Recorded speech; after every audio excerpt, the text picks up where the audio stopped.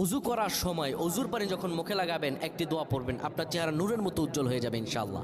আপনার চেহারা নূরের মতো উজ্জ্বল হয়ে যাবে, চোখ চেহারা থেকে ব্রণ, মেস্তা, কালো দাগ সহ যাবতীয় সমস্যাগুলো আল্লাহ তাআলা দূর করে দিবেন এবং আপনার রিজিকে বরকত হবে ইনশাআল্লাহ।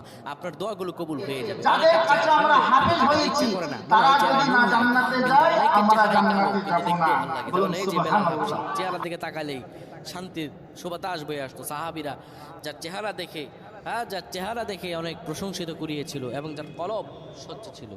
প্রিয় ভাইরা আমার, অজু যখন আপনি করবেন, অজুর পানিতে যখন আপনার চেহারা ভিজাবেন, তখন অজুর পানিতে আপনি এই দোয়াটা 3 বার পরে, দুরূদ শরীফ 3 বার পরে ফু দিবেন।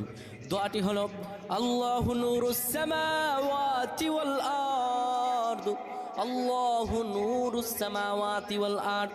পানিগুলো নিয়ে সেই পানির মধ্যে আপনি ফু দিয়ে চেহারার মধ্যে লাগাবেন। আমার আল্লাহ রাব্বুল আলামিন